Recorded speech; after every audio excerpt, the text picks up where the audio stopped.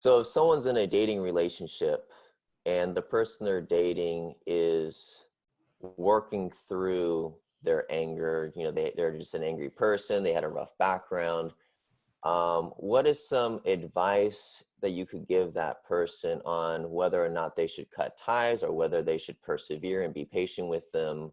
Um, I guess, what are your thoughts on that? Well, it kind of goes back to the same thing I talked about earlier about the situation. Number one is that person getting help outside of the relationship. What do I mean by that? Do I mean counseling? It could be coaching, it could be mentoring. It could be that they have a self-development plan that they're working through with a particular program or a campaign that they're doing, and they're very, very consistent with that program. Have they had a conversation about this? Has the conversation been open? Hey, you know what? I really am concerned about this, that, and the other with your anger. I want to help you. However, I'm not sure what exactly to do. What do you think we can do to make a plan? Those types of things have to happen first. Now, it also depends on how close the relationship is.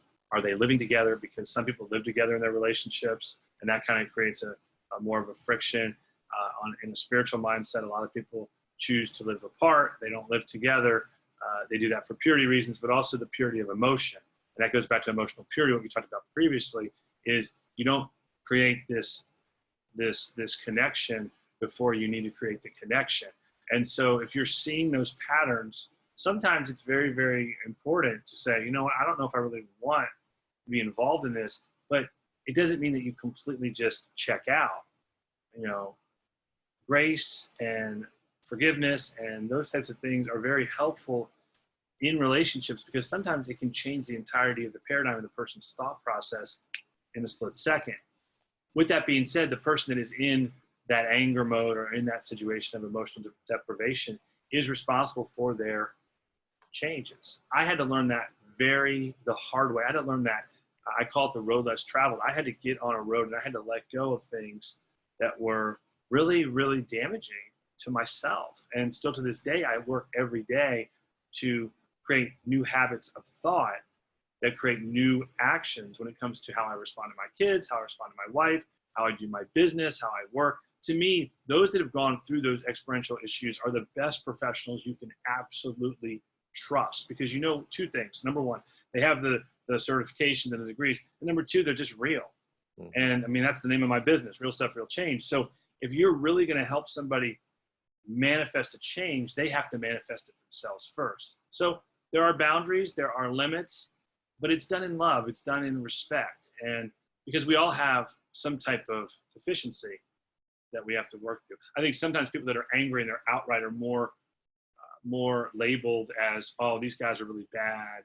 They're not really good people. Whereas people that are internal and don't say anything, oh, they're fine. They know they have issues, but they don't say anything out. But they have just as much dysfunction as the person that shares that, because their anger could be building up, and we've seen that over time in our societies. Kids, 18-year-olds, 19-year-olds, 20-year-olds, anger builds up. All of a sudden, they pull a gun out at church and they shoot 20 people and kill them, or they, and that didn't just happen. It didn't just show up at their doorstep one day and go, hey, by the way, I feel like killing somebody. It's called premeditated emotional dysfunction. And it started probably when they were 2 or 3 or 4 years old. A guy like Ted Bundy, who was a serial killer, he started looking at pornography when he was in his teens. Well, you know what? He ended up killing a bunch of women, and that was that's what they went back to. So it really depends on the person, but I think in a relational issue, you have to be able to help the person manifest where they need to go while still being with them.